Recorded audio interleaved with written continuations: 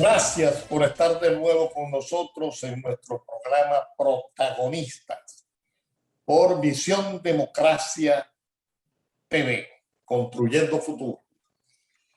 Hoy vamos a tener una conversación muy interesante, ya que Antonio Ledesma acaba de escribir y presentarle a Venezuela y al mundo un libro titulado ¿De dónde venimos y hacia dónde vamos?, que será de obligatoria lectura por amigos y adversarios, porque Antonio es un líder que tiene un sentido trascendente de la política, que sabe perfectamente bien que el liderazgo político es un apostolado para el servicio y no para servirse.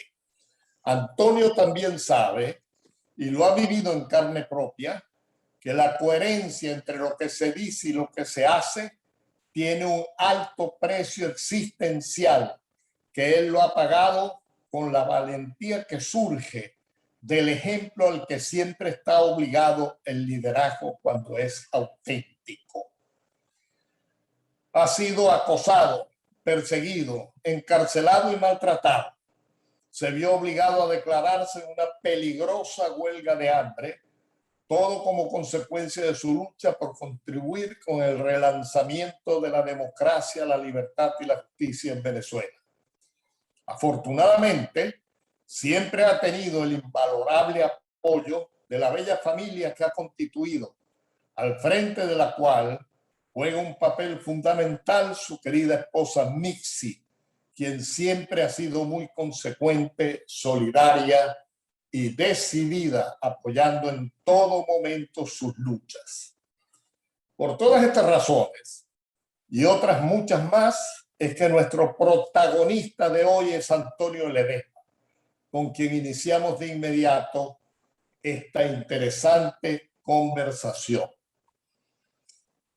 Vamos a arrancar entonces con la siguiente pregunta, Antonio. Tú eres muy estudioso, tienes una excelente formación política e intelectual, pero básicamente eres un hombre de acción. ¿Qué te impulsó en este momento a escribir un libro? Bueno, creo que es importante. Dice que en la vida del hombre debe tener un hijo, sembrar un árbol y escribir un libro. Bueno, yo tengo mis hijos, tengo mis nietos. Recuerdo con mucha pasión que la nueva ceiba que está creciendo en los alrededores de la Plaza Bolívar de Caracas me correspondió a mí sembrarla. Y ahora este nuevo libro en el que hago un compacto de la historia, porque es importante saber de dónde venimos, nuestros orígenes, porque Venezuela es un país con partida de nacimiento, no somos un país expósito, no estamos en la vida terrenal por casualidad. Nuestra independencia costó mucho sacrificio, mucho esfuerzo. También allí articulo las contradicciones que hemos vivido en la etapa independentista, en la etapa en la que surgió la nueva república después de 1830, la etapa de las tiranías de Gómez, Pérez Jiménez, el surgimiento de la democracia, las contradicciones en la democracia, el contraste entre la democracia y la dictadura, y luego analizo lo que para mí es un esperpento calificado de socialismo del siglo XXI, las causas y consecuencias, y además me meto a fondo en el tema de la crisis humanitaria para explicar con detalles, con datos, que le den fuerza a nuestros argumentos, que la crisis de Venezuela, lo que estamos padeciendo ahora, todo esto de que no hay gasolina, no hay comida, no hay luz, no hay agua, no hay medicina, no tiene nada que ver con las sanciones, sino que el verdadero responsable es este régimen y sus políticas anacrónicas. Y por último, me atrevo pues a presentar en este libro un conjunto de soluciones, porque no me quiero quedar nada más en el diagnóstico, sino que me atrevo a presentar algunas fórmulas que me gustaría analizar contigo en esta conversación. Claro, claro. Mira, ¿de dónde provino la inspiración del título para este libro? ¿De dónde venimos y hacia dónde vamos? Yo ¿De siempre dónde provino? Conversaciones con mucha gente. Una de esas conversaciones la hice el año pasado estaban interactuando conmigo algunos jóvenes, entre ellos Nixon Moreno, que está asilado allá en Colombia, y Vilca Fernández, un líder universitario de Mérida, que estuvo preso en el helicoide y que fue expulsado de Venezuela por la tiranía. Y conversando con ellos decía Vilca, es necesario que nosotros los jóvenes tengamos claro cuáles son nuestros orígenes, qué papel jugó Cristóbal Colón, cuál fue el papel de Miranda, de Bolívar, de nuestros próceres, si nuestros próceres eran civiles nada más o eran militares. Y luego allí también arrimó una reflexión Nixon Moreno diciendo que también era necesario que así como es necesario hablar de la historia, del origen, hacia dónde vamos. Y de ahí surgió, porque contrastamos allí una monografía que me he leído, que es de Rómulo Betancourt, seguramente tú te la has leído, que es Con quién estamos y contra quién estamos. Entonces, ese juego de palabras dio lugar al título de este libro, que me parece en los años 30 escribió ese libro Rómulo. Es correcto. Sí, mira, además de las consideraciones que seguramente tú haces en el libro, que ya lo estás adelantando, sobre la terrible situación actual del país, cuéntanos cómo visualizas el futuro por el cual luchamos. Bueno, yo creo que lo urgente para los venezolanos es liberarnos de la tiranía. Desde luego que es necesario que tengamos a la mano proyectos articulados. Aquí uno está expuesto a todos los gustos. Hay gente que nos dicen, ¿para qué vamos a hablar de proyectos si todavía Venezuela está secuestrada?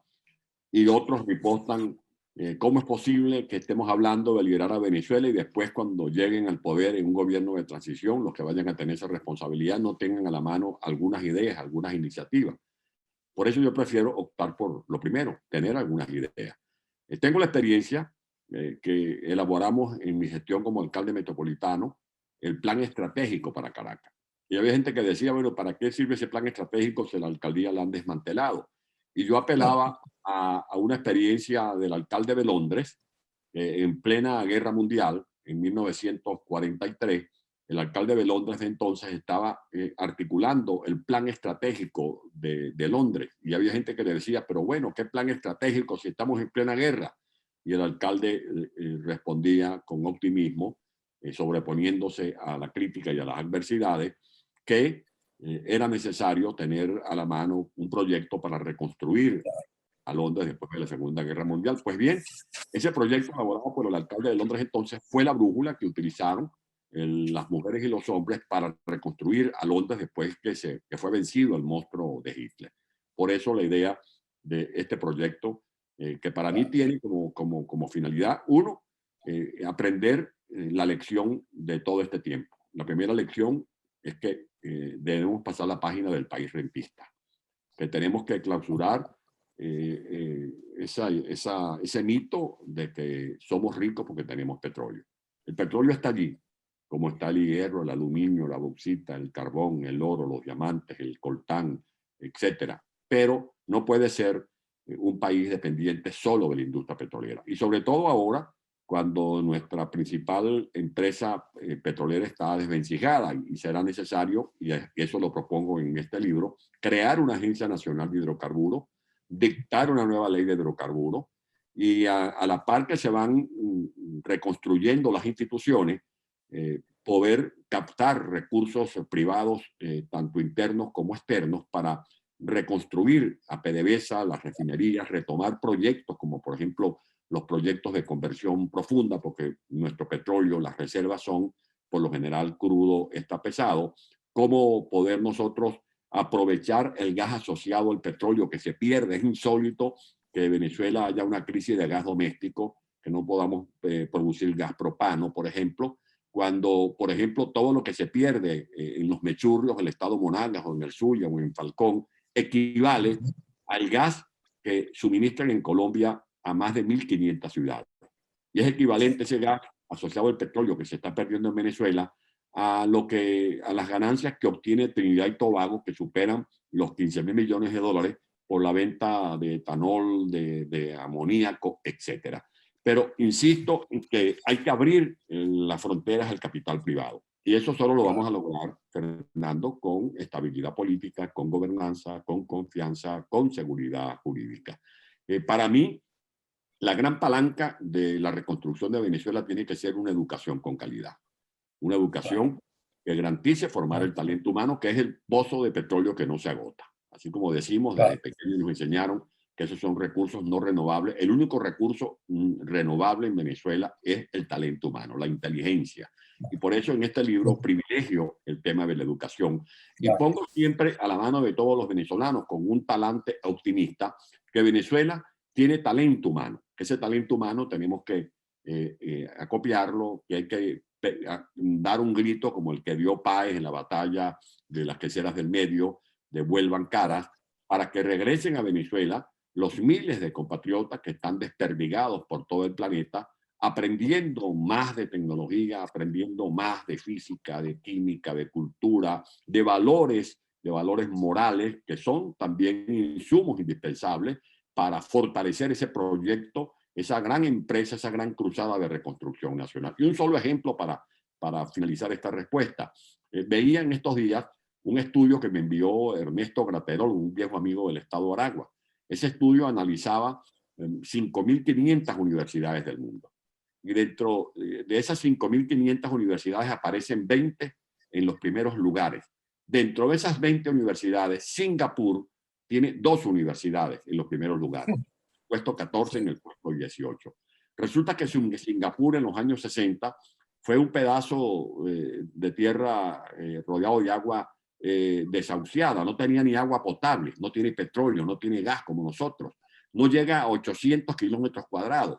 Y resulta que Singapur tiene 2 universidades dentro de los primeros lugares, y en Venezuela, que tiene más de 1 millón de kilómetros cuadrados y recursos minerales a borbollones y petrodólares como los que administró Chávez y Maduro, que superan los 1.000 millones de dólares, nuestra principal casa de estudio, la alma mater de Caracas, la UCB, está en el puesto 801. Pero la paradoja es que dentro de ese estudio, el primer instituto universitario del mundo es el Instituto Tecnológico de Massachusetts, y resulta que quien es director de ese Instituto Tecnológico de Massachusetts es un venezolano, Alberto Rey, un hombre de un guaro del estado Lara. Y acaban de designar decano de la Facultad de Estudios Jurídicos de la Universidad de Buckingham en Inglaterra a un venezolano. Tenemos talento humano. Lo que necesitamos es Estado de Derecho. Lo que necesitamos es un plan que se apoye en el imperio de la ley y en el compromiso de todos los venezolanos. Por eso aquí también otra proposición es suscribir un pacto de Estado. Yo no hablo de pacto de gobierno porque el gobierno es coyuntural.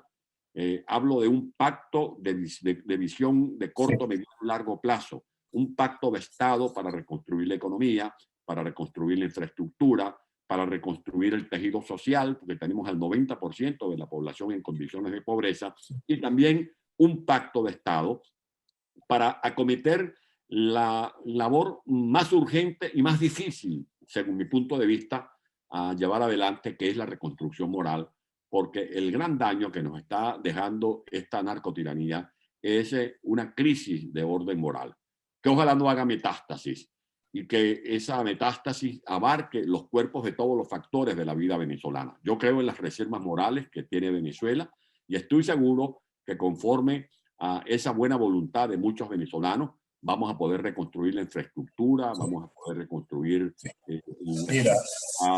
mira, Antonio, vamos a tener que ir a un breve corte, pero cuando regresemos, yo creo que la gente que nos está viendo y escuchando tiene mucho interés en saber cuál fue el origen de tu vocación política y cómo fue que te vinculaste a la juventud de ADE, que creo que está también en el origen de esa vocación política. Vamos a un corte muy breve y regresamos inmediatamente.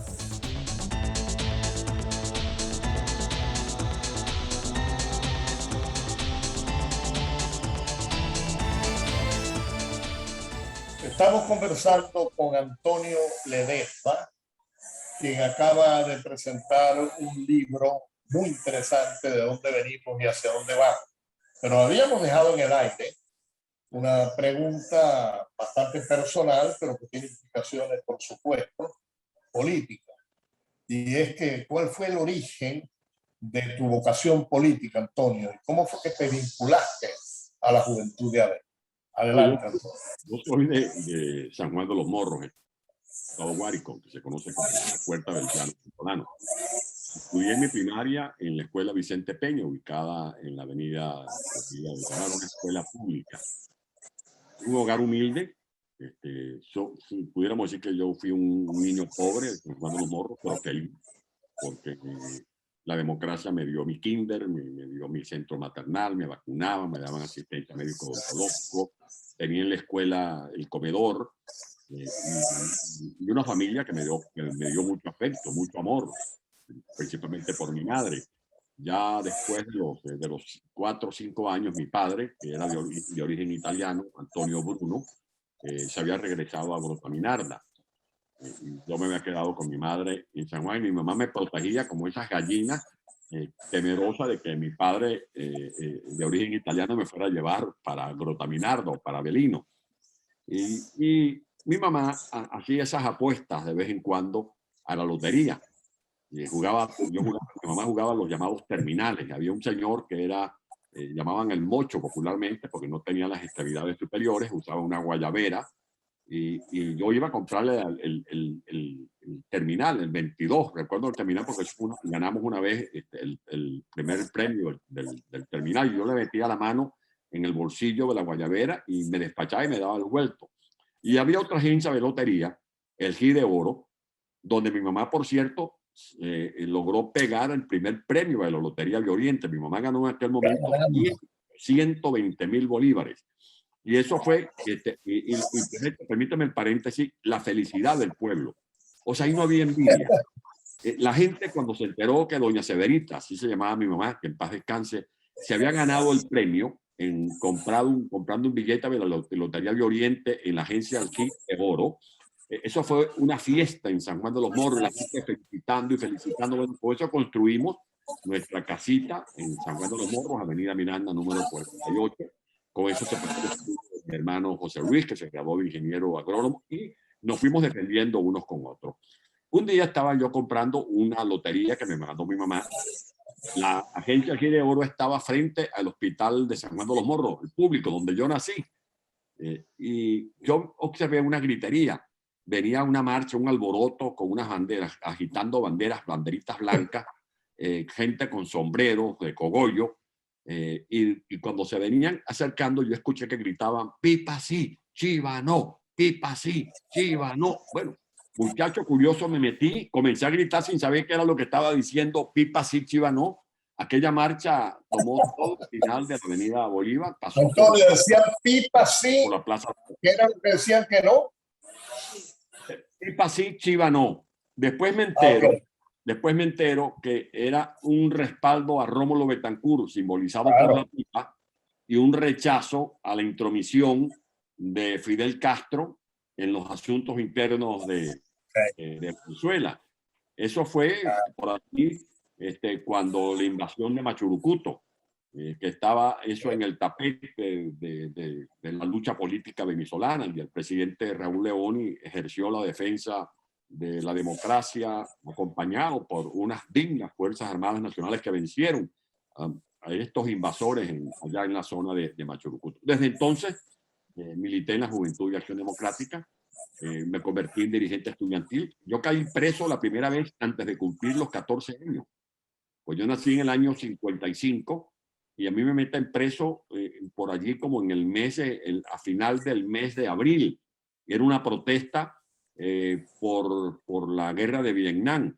Y recuerdo que quien me fue a sacar de la cárcel en San Juan de los Morros, después que me tenían allí detenido por más de 8 horas, fue el diputado Claudio Pino de la Rosa, que en paz descanse, fue mi mentor político, y quien para entonces era dirigente juvenil de AD, RAN, Rafael Ángel Marín Jaén.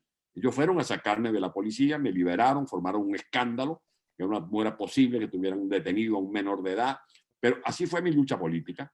Y de ahí comenzó la formación política, nos daban cursos de oratoria, a nosotros no nos permitían memorizar discursos. Esa era una de las líneas que se imponía en nuestros talleres de preparación, que supiéramos tomar la palabra, que estuviéramos preparados para cualquier coyuntura, cualquier circunstancia. Y después uno comprende que tenían razón los que marcaban ese método o imponían ese método, porque había algunos dirigentes estudiantiles que cuando comenzaban a hablar y se les olvidaba una frase, se trancaban en los debates que teníamos, porque eso era un debate Sí. hermosísimo, con mucha pasión, pero con mucho respeto al mismo tiempo, cuando nos confrontábamos por la elección de la directiva de los centros estudiantiles. Sí. Mira, Antonio, ¿cómo concibes tú el partido político del futuro en el marco del acelerado desarrollo tecnológico que se está dando en todas las actividades humanas? ¿Cómo lo ves? Son partidos que tienen que estar actualizados. Un partido político cuya dirigencia no advierte, por ejemplo, que estamos viviendo la era de la sociedad digital, ese partido se queda en el fango de las tradiciones. Una dirigencia que no se percate de que está avanzando la era de la descarbonización y que es moneda corriente hablar de las energías alternas. Por aquí tú ves en Europa ya los carros que se mueven con electricidad, con simple batería. O sea, eso no significa que va a desaparecer el petróleo, pero ya los planes de fotovoltaica. Yo veía hoy, por ejemplo, un documento en el que Singapur está instalando en el mar gigantescas plataformas de energía fotovoltaica.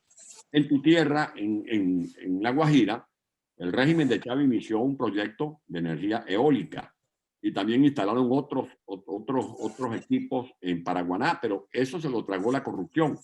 Pero el hecho de que hayan cometido actos de corrupción no quiere decir que se dejan de lado los planes de la fotovoltaica. Pero, volviendo, la era digital, la era de la descarbonización y la era del mundo multilateral tiene que estar en la agenda de los partidos políticos. Los partidos políticos tienen que ser competitivos. Ahora, ¿cómo un partido es competitivo? Teniendo dirigentes que estén actualizados, que estén preparados, que no se limiten a hablar del pueblo de la boca por afuera, sino que tengan proyectos y sensibilidad social, porque no basta el proyecto si tú no tienes vocación de servicio, de atender a la ciudadanía. Otro tema es que hayan valores y principios. Las ideologías son una brújula, pero lo que no puede hacer un partido es colocarse a sí mismo una camisa de fuerza y convertir las ideologías en dogmas inmodificables, refractarias. ¿No? Uno tiene que ir adaptándose. Como dijo una vez Winston Churchill, si cambian las circunstancias, porque yo no voy a cambiar. Eso no tampoco debe entenderse que se va a avalar a los políticos veletas que cambian de acuerdo a los intereses y a cómo se mueve el viento. No. Eso es otra cosa. Eso es otra cosa. Sí. Mira, dime una cosa, ¿cómo articulas tú la convivencia entre dos vidas que aparentemente son antagónicas, la política y la vida familiar?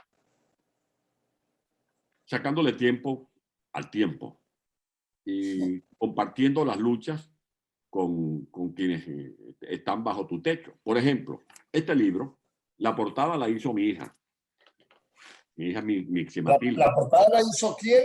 Mi hija Mixi Matilde. Okay. Mi hija Mixi Matilde, Ledesma Caprile. Parte de la corrección la hizo mi hija Daniela, que es periodista. El acto que acabamos de tener en la presentación del libro, que fue en la Comunidad de Madrid, allí la que trabajó con el protocolo, haciendo la lista, convocando, invitando, fue Mixi. Mi crítica más feroz es Mixi. Y ellos forman parte de mi lucha política. Hay temas, por supuesto, que yo no traigo a la familia, porque no puedo traer a la almohada ni a la alcoba los conflictos que nos perturban en la calle, pero la familia está para las buenas y para las malas. Cuando uno lo mete en preso, como fue mi caso, no solamente sufro en lo personal, quien más sufre es la familia.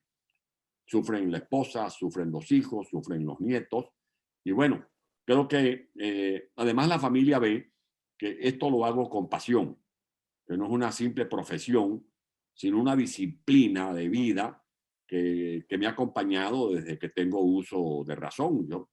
A mí me hacían bromas allá en el pueblo, porque mientras los muchachos estaban jugando al zorro o estaban jugando al llanero solitario, que eran aquellos tiempos en nuestra juventud, yo nací en el 55, yo era manoseando los libros de Leonardo Ruiz Pineda o el libro negro de este gran amigo editor que nos acompañó allá en el Parlamento, o las historias de los mártires. Cuando yo estaba pensando en fugarme, cuando estaba pensando en fugarme, estaba leyendo una historia sobre Alberto Carnevali, y por eso en la intimidad le puse el nombre a mi fuga Alberto Carnevali. Sí, por cierto, mira, que nos sorprendiste a todos, porque yo iba a tu casa, a pesar del cerco que te tenían y todo, pero, bueno, me enteré después que estabas allá afuera, que sé que fue una operación bien interesante. Ahora, fíjate, Antonio, tenemos que ir acelerando las respuestas porque se nos está acabando el tiempo y esto está demasiado interesante. Ahora bien, como te conocemos, sabemos que tu afecto, sabemos del afecto entrañable que tú tienes por Venezuela. Esto me lo contestas después de este corte que viene. ¿Qué te llevó a tomar la decisión de irte del país? Yo la intuyo, casi que la conozco, pero yo creo que es bueno que toda la gente que nos está viendo y oyendo también se entere, ¿no? Vamos a un breve corte y regresamos inmediatamente, ¿ok? Correcto.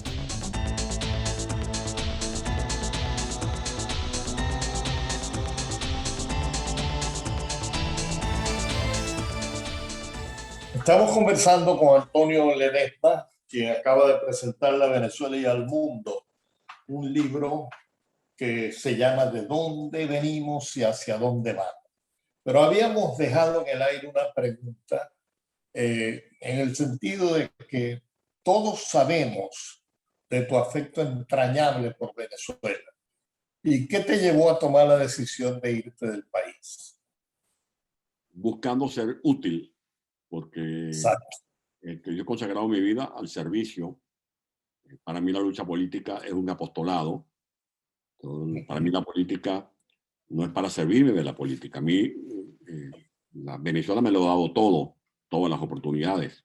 A mí no me han regalado nada, pero me han dado muchas oportunidades que he tratado de aprovechar para transformar mis sueños en realidades, las inquietudes que uno ha tenido desde adolescente.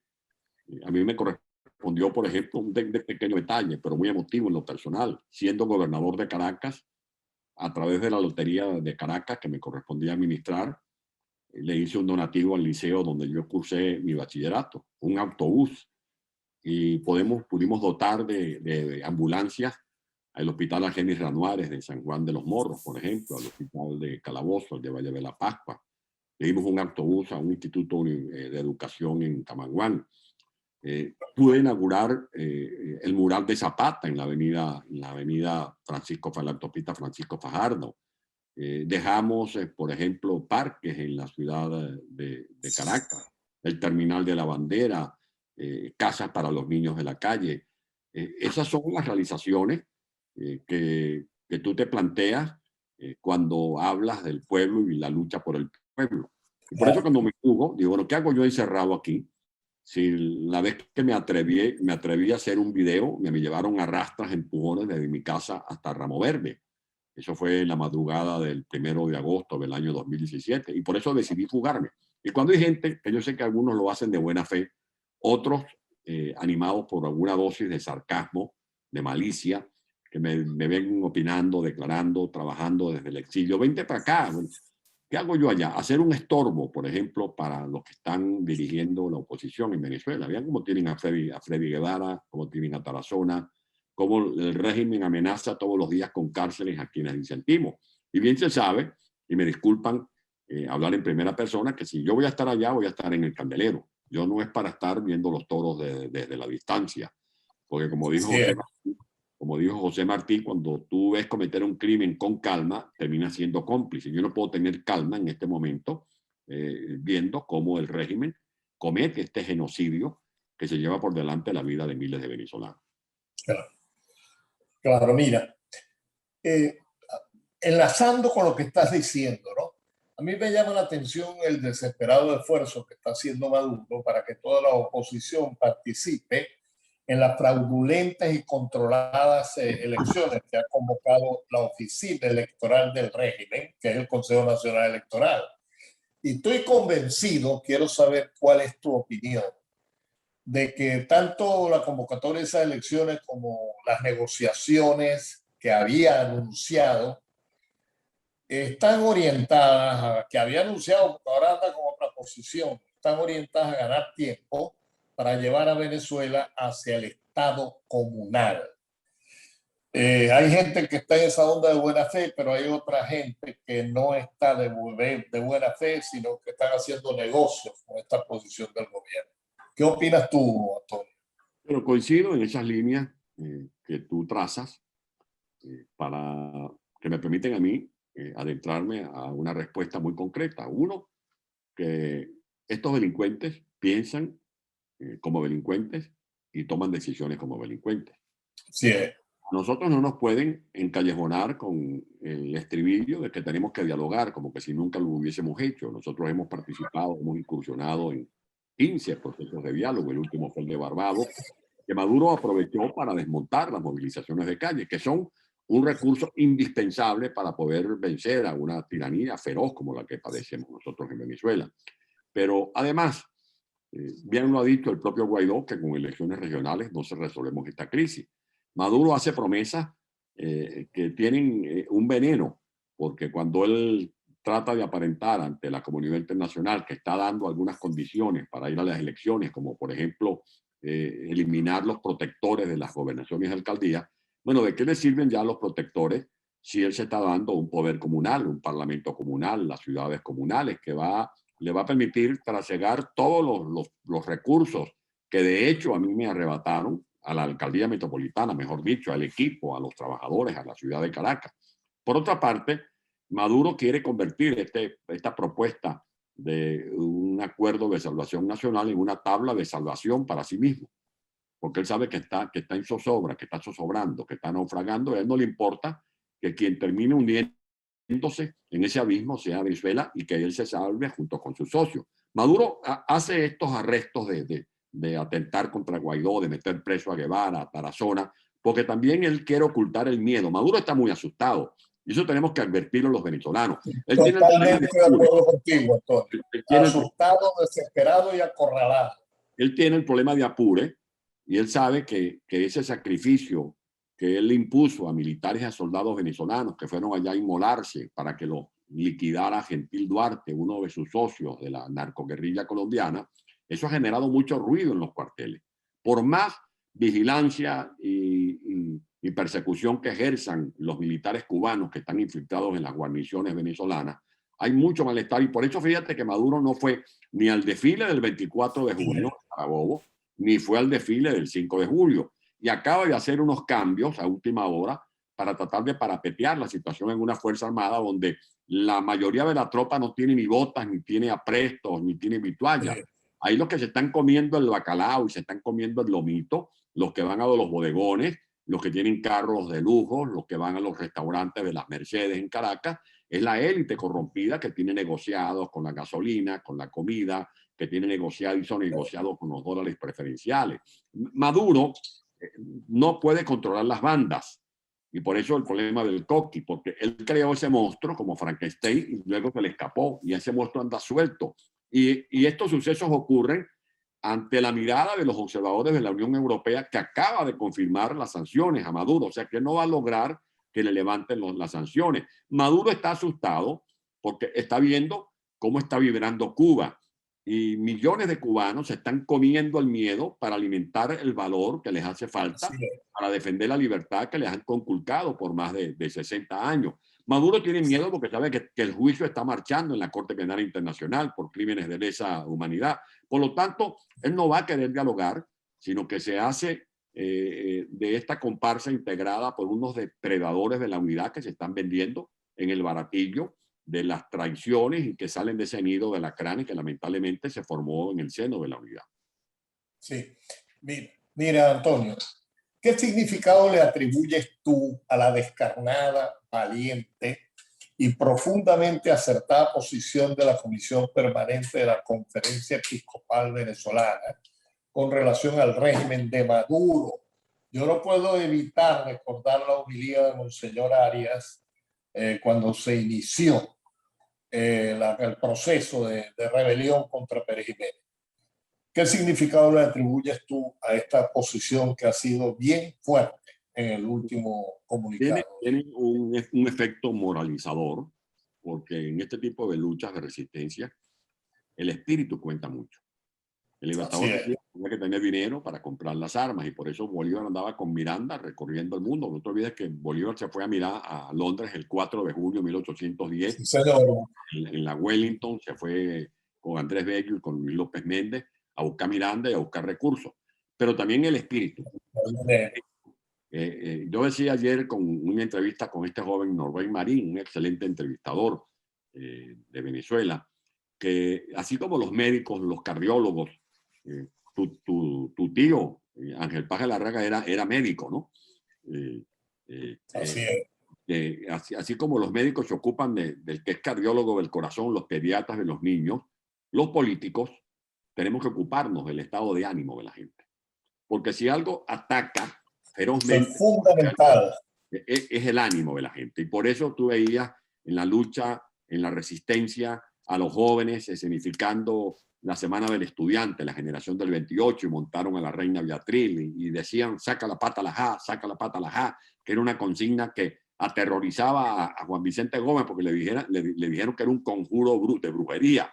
Y veías antes a Bolívar cruzando el páramo de Pisba, echándole discurso a los soldados y a los voluntarios para que aguantaran, ocupándose del estado de ánimo. Pues bien, es importante este mensaje de la iglesia. Igual, yo analizo aquí la pastoral de Arias Blanco y en este libro incorporo una entrevista que le hice al monseñor Ovidio Pérez Morales, porque así como analicé el tema de la generación del 28, la revolución de octubre y la resistencia contra la dictadura de Pérez Jiménez, incorporé aquí visiones distintas.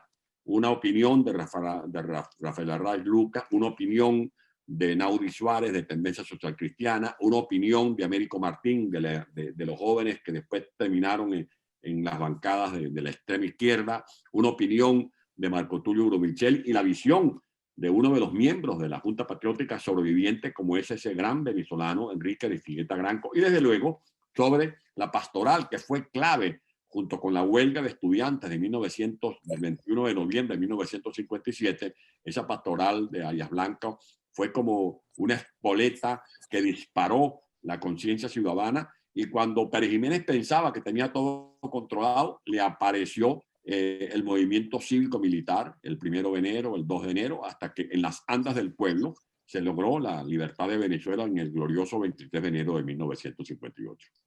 Sí. Mira, vamos a tratar de hacer algunas conclusiones.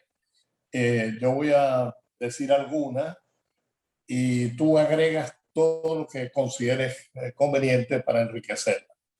Con relación hacia dónde vamos, es importante destacar, yo tengo mucho interés en destacar, que los dirigentes sociales y políticos de Gente Emergente, organización política que yo coordino nacionalmente, que están trabajando en las diferentes comunidades en todo el territorio nacional, coinciden plenamente con la opinión recogida por el padre jesuita Luis Ugalde en numerosas organizaciones cristianas de base, donde él ejerce su apostolado sacerdotal. Luis Ugalde señala que la gente en Venezuela, y es lo mismo que señalan los dirigentes nuestros en todo el país, señala lo siguiente: la gente aspira que en Venezuela haya, uno, seguridad, paz y convivencia entre diferentes. Dos, servicios públicos de salud accesibles a toda la población, en contraste con el desamparo actual frente a la pandemia y demás enfermedades y necesidades sanitarias normales. Tres, perdón, que haya trabajo productivo y bien remunerado para todos, de manera que nadie tenga que llegar a su casa con las manos vacías y lágrimas en los ojos. ante sus hijos hambrientos. Y cuarto, y esto lo has señalado tú con mucho énfasis, que todo el mundo tenga acceso a una educación buena, desde el maternal hasta la universidad. Hoy todo en ruinas, con escuelas y universidades abandonadas y en parte saqueadas. Estos 4 puntos a mí me ha impresionado mucho, Antonio, que lo señala el padre Ugalde en un artículo, y como nosotros con motivo del 30 aniversario le hemos pedido una opinión a los dirigentes de todo el país de cómo ven la situación actual y qué sugieren ellos que debe hacerse. Y es impresionante cómo la opinión de ellos coincide con estos 4 puntos que acabo de mencionar. Sí, Bueno, adelante, cualquier cosa que tú quieras agregar. Estamos ya finalizando el programa. cuando puedas leer este libro, ¿Cómo? cuando puedas leer este libro, vas a hacer llorar. Por cierto, ¿cómo puede hacer la gente para tener acceso al libro? En Amazon, ya está por salir, creo que esta misma semana o a más tardar el próximo lunes o martes estará ya en Amazon, disponible para todos los que quieran. Aquí está el punto. Incluso el capítulo de la educación. Antonio, no solo lo voy a leer, lo voy a devorar. Muchas gracias. Y a comentar, porque lo que estoy proponiendo aquí no son verdades absolutas. Es un insumo para el debate. Yo creo que es importante que hagamos esa dialéctica. Por ejemplo, el pacto de Estado de cara al futuro, que deje de lado el mesianismo. Venezuela no puede estar siguiendo a un hombre a caballo, una montonera, tiene que seguir instituciones. Aquí propongo, además del pacto de Estado, eliminar la reelección e incorporar la doble vuelta electoral. Propongo una ley que evite nuevos endeudamientos injustificados de cara al futuro, porque esos endeudamientos son los que dan lugar al déficit fiscal, y el déficit fiscal es la pareja de la inflación, que ahora es una hiperinflación en Venezuela. Propongo recuperar... Y además se presta para una gran corrupción, ¿sabes? Como una gran corrupción. Y además propongo la recuperación de instituciones como el Banco Central de Venezuela, crear un fondo anticíclico. Ese fondo se había propuesto por Miguel Rodríguez siguiendo instrucciones de Carlos Andrés Pérez en 1991. No se hizo. Eso lo copió Noruega en 1995, y Noruega tiene hoy reservas que superan el trillón de dólares con 5 o 6 millones de habitantes. Y desde luego propongo una economía solidaria de mercado. Creo que es importante ese concepto, que aparejado a una economía del conocimiento que tenga como llave maestra, como piedra angular, la educación con calidad, haciendo del educador el ciudadano no solamente el mejor remunerado, pues no es solo un problema de remuneración, es un problema de estatus social, de reconocimiento. Yo recuerdo en mi pueblo a mis maestras, te puedo decir, mi maestra Matilde en primer grado, mi maestra Zulmia Suárez en segundo grado, mi maestra... Esas maestras eran de primera. Sí, de primera, mi maestra Barragán en sexto, Luis Aguirre Alvarado en quinto, inolvidable mis profesores de bachillerato. Pues Venezuela necesita de un sistema educativo que deje de lado este exterminio universitario. Hace días escribí un artículo, gracias que tú me diste unos datos muy importantes, sobre lo que era la Universidad del Zulia y lo que es ahora, lamentablemente. Pero no es solo el alma mater zuliano, es lo que está ocurriendo con la Universidad Central de Venezuela, que es patrimonio mundial, es patrimonio universal según dictamen de la UNESCO, y se están cayendo los muros, se están deteriorando las obras artísticas que adornan nuestra aula magna, o la Universidad de Oriente, que le quemaron la biblioteca, o la Universidad Experimental Rómulo Gallegos de San Juan de los Morros, que ni la zapera la han sabido mantener, donde se hacen estudios de apicultura, de piscicultura, mejor dicho, o el Tecnológico de los Llanos, que está también colocado en la última página del interés de ese Ministerio de Educación de esta narcotiranía, o la Universidad de Carabobo, cuyo campo de estudio está abandonado y convertido en una madriguera de los llamados grupos de colectivos violentos. O sea, eso tiene que acabarse. Pero al lado de este diagnóstico que da pena, veo también el optimismo que me alumbra el horizonte, porque en materia, por ejemplo, de electricidad, tu estado, el Zulia, tiene 11 termoeléctricas. Cualquier país centroamericano desearía tener esa capacidad instalada, con que cuenta nada más el Zulia, pero de esas 11 termoeléctricas en el Zulia funcionan 3.